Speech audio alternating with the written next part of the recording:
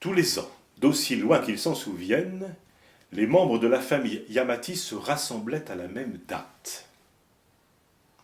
Des plus jeunes aux plus vieux, des plus pauvres aux plus riches, des plus proches aux plus lointains, tout le clan se réunissait chez le vétéran de la famille. Et cette semaine-là, le chef de famille veillait au bon déroulement des journées, qu'on consacrait à la cuisine et au bavardage. Et aussi des soirées où l'on évoquait d'autres membres de la famille.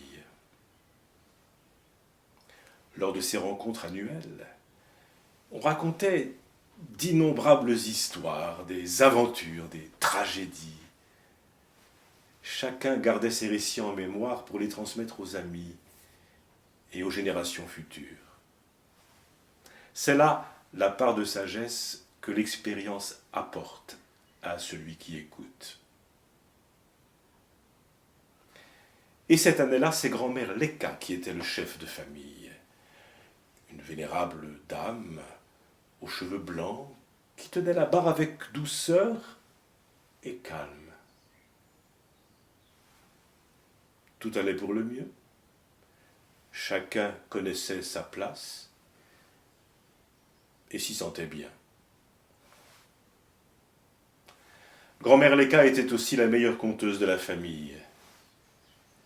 Bien sûr, sa longue vie lui avait permis de recueillir de la génération précédente les contes de l'ancien Japon. Il y avait de cela tellement longtemps. La mère de Yoshi l'avait amené à la réunion. Il était le plus jeune de tous. Et il se demandait ce qu'il fichait là. Il ne croyait pas que les vieux puissent lui apprendre quoi que ce soit sur le monde. Il était moderne, le garçon. Il était certain que son ordinateur contenait toutes les connaissances dont il avait besoin. Alors à quoi pouvaient bien servir tous ces vieux qui ne savaient même pas utiliser un ordinateur? Les temps avaient changé, et tous ces croulants feraient bien de s'en rendre compte, faute de quoi ils seraient bientôt inutiles, dépassés. Le monde d'aujourd'hui était comme ça. Ah, quel dommage que les plus âgés dans la famille ne soient pas plus utiles. Voilà le genre de choses que pensait Yoshi le plus souvent quand il était assis le soir à côté de grand-mère Leka, à l'endroit qu'on réservait aux Benjamins. Quand ces idées lui venaient à l'esprit, il essayait pourtant de les chasser, car il aimait bien la vieille dame, et ces histoires étaient de loin les plus intéressantes. Elle parlait de l'ancien Japon, de héros étranges et merveilleux, de démons, de méchants qui se battaient pour la destinée de luxuriantes contrées inondées de pluie ou de lointaines forteresses haut perchées. Cette année-là, le dernier soir de la rencontre, Yoshi prit sa place à côté de grand-mère Leka. Ils partagèrent un repas plantureux servi dans de grandes assiettes que les membres de la famille, assis en rond, se passaient à tour de rôle. À la fin du repas, on offrit au chef de famille la marque de respect traditionnelle. Un petit bol rempli de baies qui passe de main en main. Chacun y prend une baie avant de le tendre à la personne suivante, jusqu'à ce qu'il revienne à l'aîné. L'aîné pose alors le bol et raconte une histoire. Et puis elle le refait passer jusqu'à ce que toutes les baies y soient réunies à nouveau. Cette année-là, alors qu'on faisait gravement circuler le bol, Yoshi ne put s'empêcher de faire une réflexion. Mais pourquoi on fait ça tous les ans? Il regretta aussitôt d'avoir rompu le silence, mais grand-mère Leka se tourna lentement vers lui en souriant. C'est pour nous souvenir d'une chose importante. c'est pour nous rappeler de ne pas oublier. Mais qu'est-ce que vous ne voulez pas oublier continua Yoshi. Pour lui, le passé était derrière, fini, terminé. Dans la corbeille, on avait ouvert un fichier tout neuf. Ce que nous nous remémorons, c'est l'abandon à la 6e faille.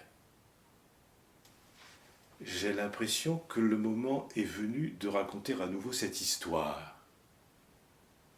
Aujourd'hui est un jour heureux. Sur ce, la vieille dame rentra dans le silence, tout en rassemblant les baies dans le bol. Et toute la famille les regardait, Yoshi et elle. Le jeune garçon fut soulagé quand, après s'être raclé la gorge, grand-mère Leka commença.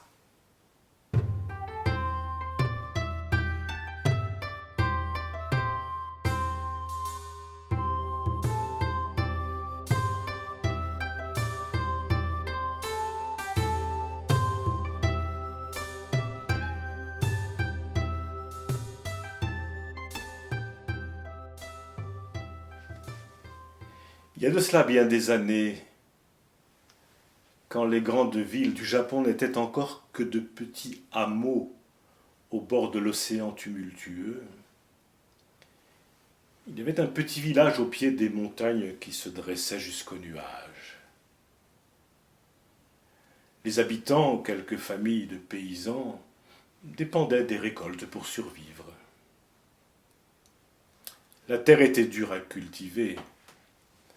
La montagne, tel un seigneur jaloux, étirait la terre vers les nuages, comme une femme retrousse ses longues jupes pour éviter le sol mouillé. Pour les paysans, c'était une période sombre, parce que les saisons manquaient encore de maturité, tout comme les jeunes gens. Elles changeaient sans cesse, sans jamais se décider. Quand une de ces périodes funestes survenait dans le village, les paysans les plus jeunes avaient recours à une pratique destinée à sauver quelques-uns d'entre eux. Enfin, du moins, c'est ce qu'ils croyaient. On l'appelait l'abandon à la 6e faille. Il s'agissait de porter les vieux sur la montagne et de les y laisser se débrouiller tout seuls. Ainsi, espérait-on, il y aurait assez de nourriture pour les mères, les enfants et les paysans. Une année, une inondation terrible ravagea les champs du village. Il n'y eut bientôt plus de réserve de nourriture. Les chefs du village convoquèrent une assemblée pour décider de ce qu'il fallait faire. Et après des heures de discussion, il apparut clairement, hélas, qu'on allait devoir porter les vieux dans la montagne.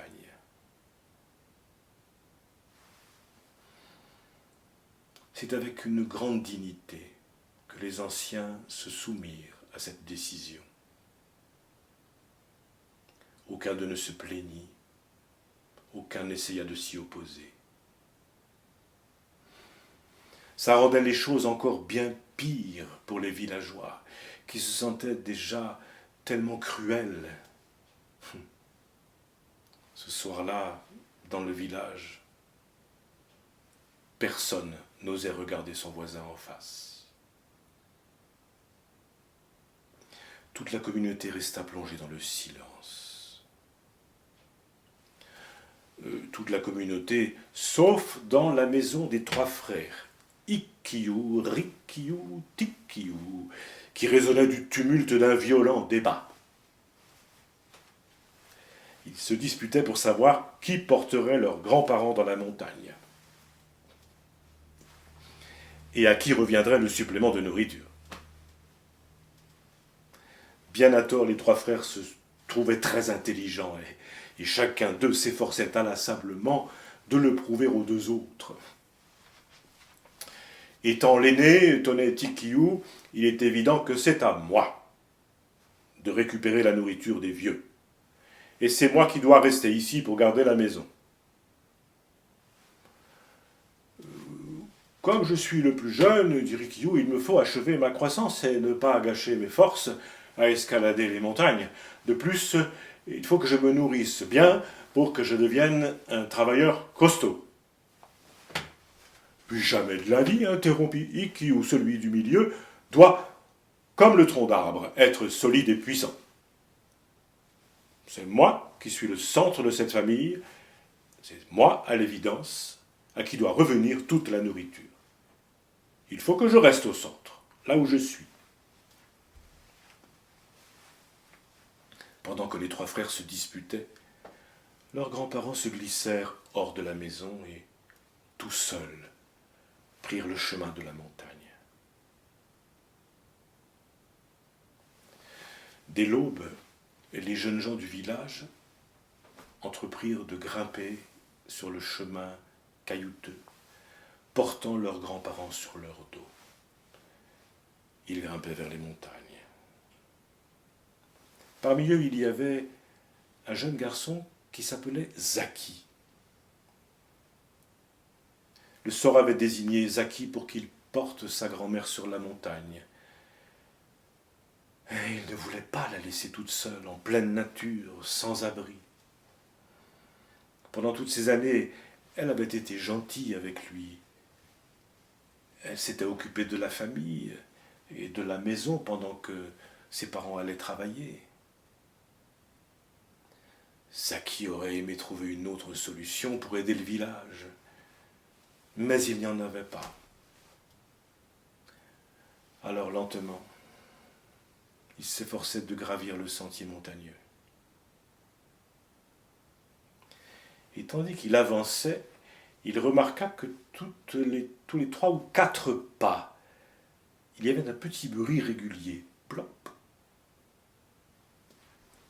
Il leva les yeux et vit que sa grand-mère, perchée sur son dos, cueillait des baies qu'elle laissait tomber sur le sentier derrière elle.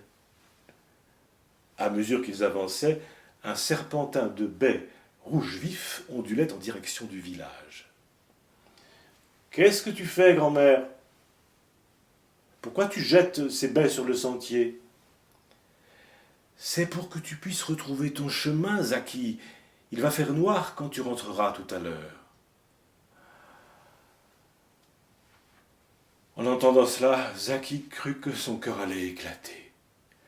Cette vieille femme qui l'avait élevée, qui n'avait pas eu la vie facile, qui avait dû affronter de graves difficultés, pensait encore à lui, alors même qu'il la portait dans la montagne. « Ah non, trop c'est trop !» s'exclama Zaki. « Je me fiche de ce que le village a décidé, je ne vais pas porter ma grand-mère sur la montagne. Elle pourra habiter dans la pièce qui se trouve en dessous de la maison, et elle partagera la nourriture avec moi. » Sa décision prise, Zaki ralentit jusqu'à ce qu'il se trouve loin derrière les autres jeunes gens. Sa grand-mère et lui attendirent pour rentrer chez eux en catimini. Et les semaines passaient, sans que personne ne remarque que Zaki cachait sa grand-mère dans la maison, sous la maison. Elle mangeait très peu, comme bien des personnes âgées. Elle aidait à la maison, enfin, comme d'habitude. Elle ne sortait pas, de peur que les villageois ne la remarquent et ne la forcent à aller tenter sa chance sur la montagne comme les autres anciens. Chaque jour, Zaki et les autres continuaient à aller au champ et à rentrer à la nuit tombée. Mais un jour, tout allait changer. Tôt le matin, alors que les villageois travaillaient à la rizière, en levant la tête, ils virent un énorme nuage de poussière au-dessus du village. Le vent leur apporta le bruit de cris, de sabots et de hennissements de chevaux. Ils se précipitèrent sur la place du village pour voir ce qui se passait. Certains pensaient qu'une maison avait dû prendre feu, ou que c'était une bande de démons qui était sortie de tout près de là. Mais quand ils arrivèrent au village, ce qu'ils virent était bien pire encore. En formation de combat, une longue file de bandits féroces leur faisait face. Leurs petits chevaux trapus étaient caparaçonnés de cuir. Ils portaient des sabres et des lances qui brillaient au soleil du matin. Le chef des bandits, qui portait un casque avec de longues dents blanches, prit la parole. Paysans, nous sommes le clan du dragon. Nous voulons vos réserves de nourriture. Apportez-les sur le champ, où vous connaîtrez la morsure des dents du dragon. Et il brandit son sabre recourbé, et il en menaça les villageois terrorisés. Le vieil homme, le jeune homme qui avait été choisi comme responsable du village, se jeta aux genoux du chef des bandits. « Votre honneur, supplia-t-il, épargnez-nous, je vous en supplie. Nous avons déjà très peu de nourriture, et nous avons été obligés d'envoyer nos anciens dans la montagne afin d'avoir de quoi survivre. Ayez pitié de notre pauvre village. » Le chef du clan du dragon réfléchit un moment. Il parcourut la scène du regard et se redressa sur sa selle en brandissant son sabre. Qu'il ne soit pas dit que les dragons sont sans honneur. Voici ce que nous allons faire. Nous allons partir dans les villages avoisinants. Et en l'honneur de vos anciens qui se sont sacrifiés pour vous, j'épargne vos vies. Mais je reviendrai dans une semaine et je réduirai votre village en cendres. Sur ces mots, il fit volte-face et se prépara à partir au grand galop. Le chef du village s'écria « Votre honneur, que devons-nous faire? Comment sauver notre village ?» Je vous laisse 3 énigmes. Si à mon retour vous avez deviné juste, j'épargnerai le village. Les villageois n'avaient pas le choix. Très bien, voici les énigmes. 1. Qu'est-ce qui monte, qui descend, qui tourne sans jamais bouger? 2. Qu'est-ce que je peux acheter avec la plus petite pièce de monnaie, mais qui peut remplir toute une pièce? 3. Qu'est-ce qu'on peut voir sur l'eau, dans l'eau, à la surface de l'eau, et qui ne se mouille jamais? Adieu. La troupe des bandits quitta le village à grand bruit, dans un nuage de poussière. Les villageois étaient dans une confusion totale. Ah, si seulement leurs anciens avaient été là pour qu'ils puissent leur demander conseil. Comment faire pour trouver des réponses avant l'heure convenue? En désespoir de cause, ils s'en remirent à Rikiu, Ikkiu et Tikkiu, les 3 frères qui prétendaient tout connaître alors qu'ils étaient les idiots du village. Ne vous inquiétez pas, s'écria Ikkiu, je connais les réponses. Nous aussi, firent Rikiu et Tikkiu en se regardant d'un air dubitatif. Les gens se rassemblèrent pour les écouter. Le numéro 1, c'est mon ventre, parce qu'il gonfle quand je mange, il se dégonfle quand j'ai terminé mon repas, mais il reste sans bouger sous mon menton. Même les villageois les plus désespérés comprirent que ce n'était pas la bonne réponse. Ils menacèrent Ikkiu de le jeter dans la rivière du moulin pour voir si cela ferait bouger son ventre. Découragé et vexé par cette réaction, Ikkiu trépigna de rage et partit bouder. La deuxième réponse est un cheval. Parce que les crottes du cheval rempliraient facilement une maison. Quelqu'un dans la foule s'écria que si Rikiu pouvait trouver un cheval à acheter pour la plus petite pièce de monnaie, alors il était encore plus malin qu'il ne le prétendait. Rikiu s'en alla à son tour vexé. Et ce fut au tour de Tikiu, l'aîné, le plus stupide aussi, de donner sa réponse. La troisième réponse est un homme dans un bateau parce que... La foule n'attendit même pas que Tikiu finisse sa phrase pour s'éloigner en se lamentant à l'idée de leur fin si proche. Zaki retourna chez lui tout de go et il raconta à sa grand-mère ce qui était arrivé avec les bandits et leurs énigmes. À sa grande surprise, elle ne sembla pas du tout inquiète. Elle se mit à rire. Ne t'en fais pas, Zaki, le moment venu, je te donnerai les réponses. Ces énigmes sont faciles. Quelle semaine terrible! Une étrange atmosphère se répandit dans le village. Les habitants se traînaient de ci, de là, le visage crispé par leur effort de concentration. En pleine marche, au champ, en plein repas, ils se figeaient soudain et leur regard s'éclairait un instant. Et puis leurs épaules retombaient et ils reprenaient leurs activités. Tous cherchaient des réponses. À tout moment, votre voisin pouvait s'écrier tout à coup « Ah !» et puis se frapper le front en se criant « Mais non, non. » On se serait cru dans un village de fous. Enfin, le jour fatidique arriva. Comme l'autre fois, un nuage de poussière obscurcit le ciel et remplit l'air de son vacarme. En grand silence, tout le village se rassembla, se mit en place devant le chef des bandits. Bien des genoux s'entrechoquaient sous le regard menaçant du chef.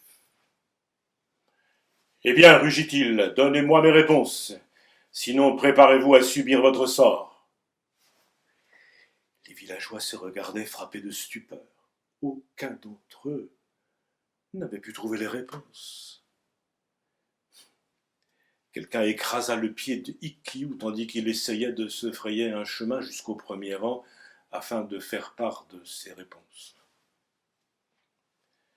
Juste au moment où le bandit s'apprêtait à donner l'ordre d'incendier le village,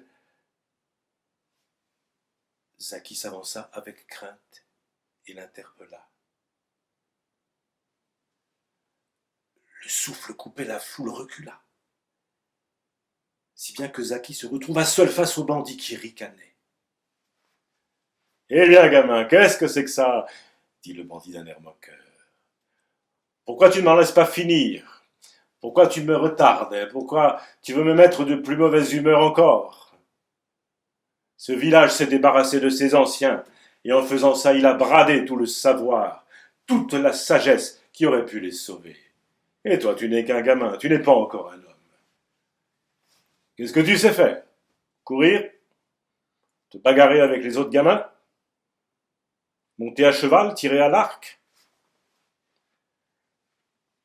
Totalement terrifié par le gigantesque bandit, Zaki dit d'une petite voix aiguë « Votre Seigneurie, j'ai bien écouté les conseils des anciens et j'ai les réponses. »« Très bien, alors fais-moi rire, » dit le chef des bandits avec dédain. « Ne vous en déplaise, messire, la première réponse est un chemin. Un chemin peut monter, descendre, tourner, sans jamais bouger. » Zaki ferma les yeux, s'attendant à ce que le bandit hurle contre lui ou le mette en pièces. Mais le bandit se mit à sourire. « Très bien, dit-il, d'une voix plutôt râpeuse. » Tous dans la foule poussèrent un soupir de soulagement. Et on jeta des regards admiratifs en direction de Zaki. Mais ça n'était que la première question. C'est la chance du débutant. Il eut un silence gêné qui s'abattit à nouveau sur l'ensemble des villageois, tandis que Zaki s'éclaircissait la voix. La deuxième réponse: la seule chose que je pourrais acheter avec la plus petite pièce et qui serait capable de remplir toute une salle, c'est une bougie. Elle peut remplir la salle de lumière.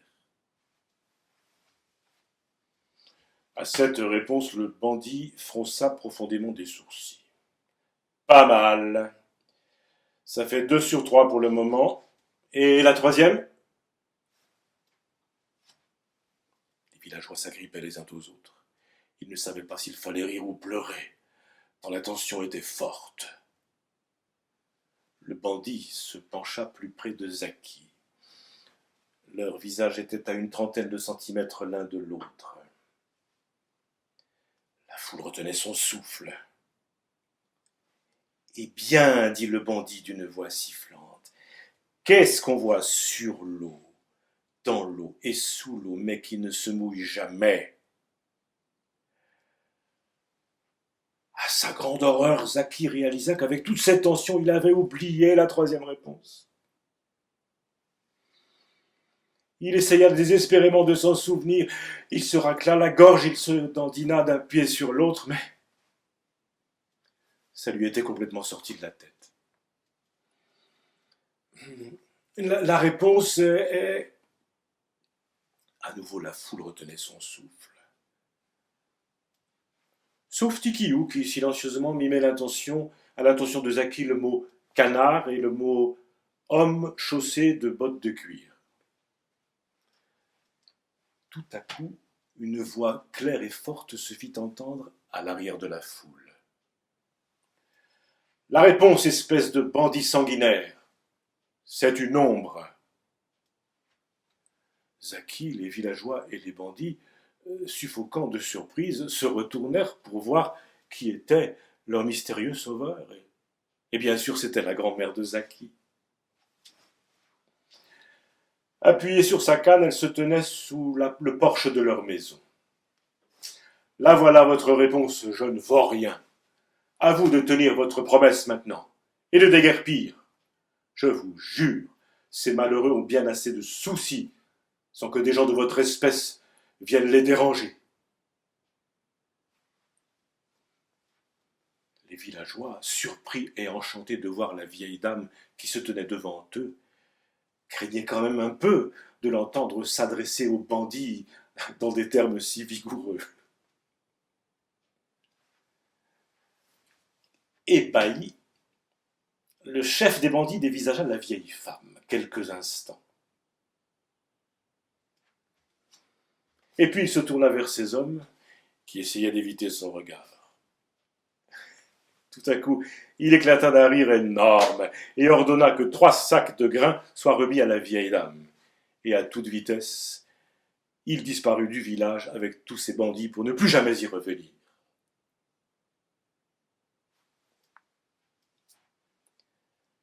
À la fin de l'histoire, grand-mère Leka attira Yoshi plus près d'elle. Elle le regardait en souriant. Ce soir-là, il y eut grande fête dans le village, pareille à celle que nous faisons tous les ans. On alla rechercher les anciens dans la montagne, et on proclama Zaki et sa grand-mère héros du jour.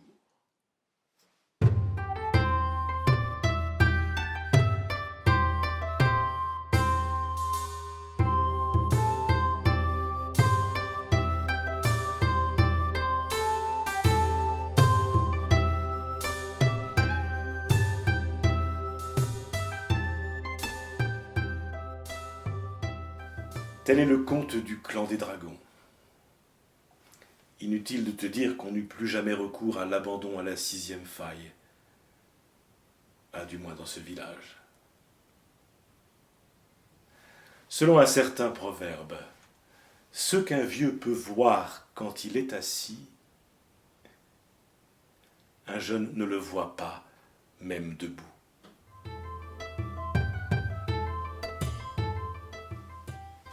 Depuis ce jour, Yoshi ne manque jamais aux rencontres familiales.